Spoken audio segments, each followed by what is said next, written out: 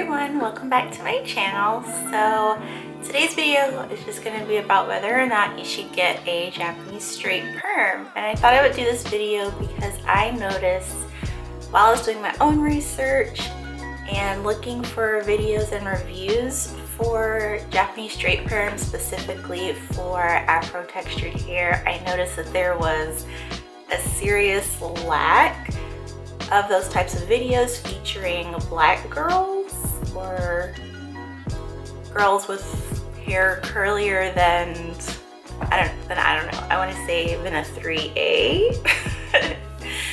So I saw another video recently. They were talking about something completely different, but they were saying it was another black girl. She was saying if you notice like a gap in content and you wish to see more content like that, rather than complaining about there being a lack of content, be the one that makes the content. So I already kind of make content about it, but I thought I would try to fill the gap a little better now that I'm kind of getting more comfortable with filming and I'm kind of seeing what kind of videos you guys would want to see based off of questions that you ask or comments that you leave. So yeah, I thought this would be a great place to kind of restart sharing my journey, is kind of helping you figure out whether or not you'd like to try the treatment.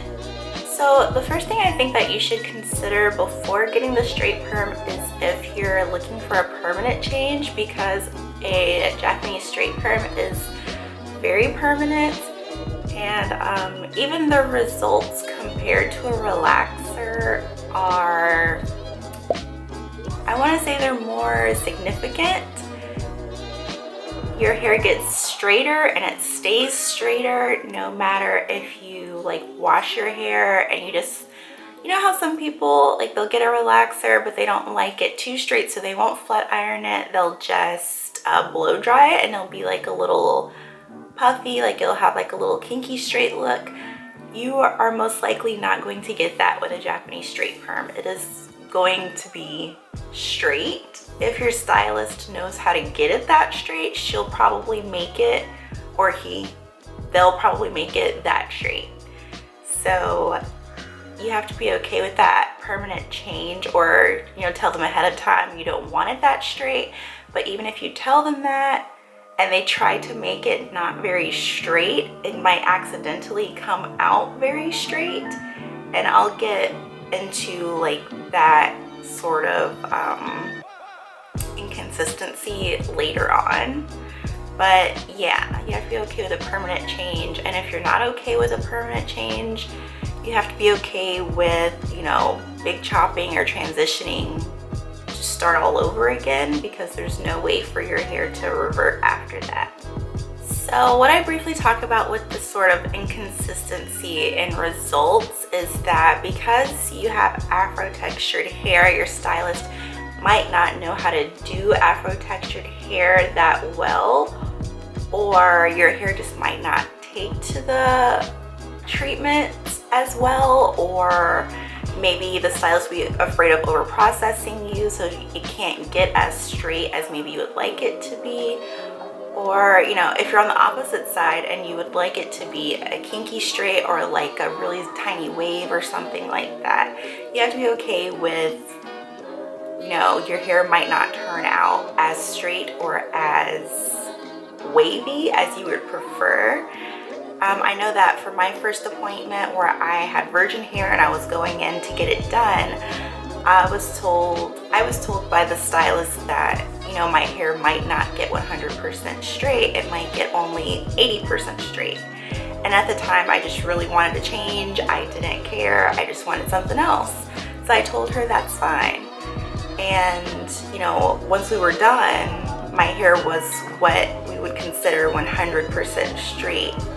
If you you can't see it now, but if you go back at any of my videos where I'm showing my hair is very, very straight, and my hair is, I don't know exactly, it's a type 4 texture though.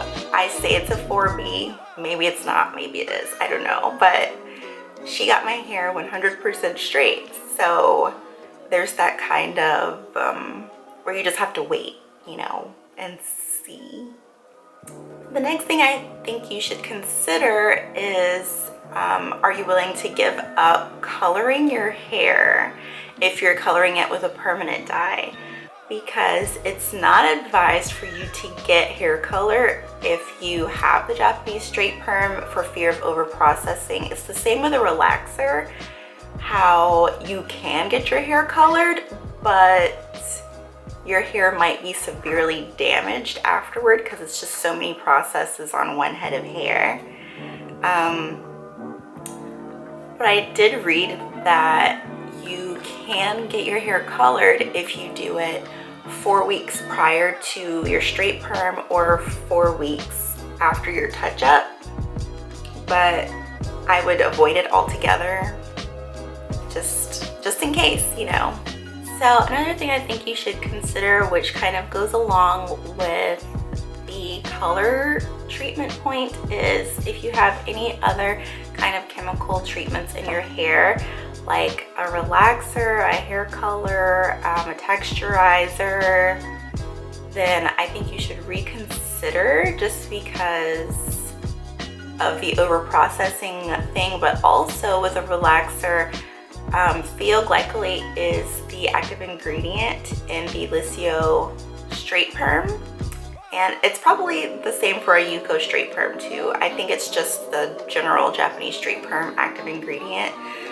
So if you are using a hydroxide relaxer, don't do it, because those two chemicals don't react well together and your hair will fall out.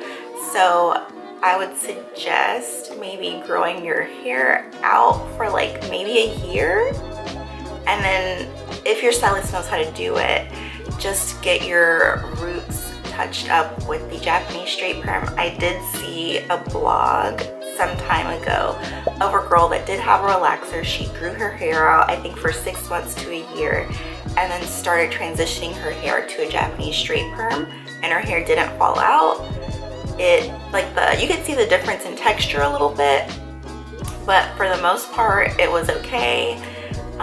So if you want to try doing that way, if you don't want to just cut your hair off and start from scratch, then that's something that you could do. But if you have any other chemical processes, I don't suggest doing the straight perm. Okay, and that's pretty much all I could think of for things that you should consider. He's so loud every time I set up the tripod. He just goes crazy. Anyways, that's all I think that you should think about before getting the Japanese straight perm. I know in another video I was kind of marinating on maybe transitioning and going back natural because I wanted to color my hair. I think I'm probably not gonna do that because I don't know. I'm a recovering hair cutting addict. So me having my hair the same for so long is really unusual, and it's really hard for me. So I just had to kind of rethink about why I got it in the first place. I love the maintenance. I love like how well my hair retains length with it. I love that my scalp feels better with it just because I'm able to wash it as much as my scalp likes to be washed, because frankly I was not going to wash my hair twice a week with natural hair just because the maintenance was too much. So I was just like, well, I'll just have an itchy, flaky scalp until Sunday hits because I'm not washing my hair. So I don't know. Yeah, I'm just wishy-washy with my hair. So what I think I'll do instead, since the whole reason I wanted to go back natural was to color my hair, I think instead I'll just try the Overtone coloring conditioner instead, or get a rinse, and I'll share with you guys how that turns out if I do decide to do that, or if I just completely get over having a hair color altogether. Anyways, thank you for watching this video, and bye.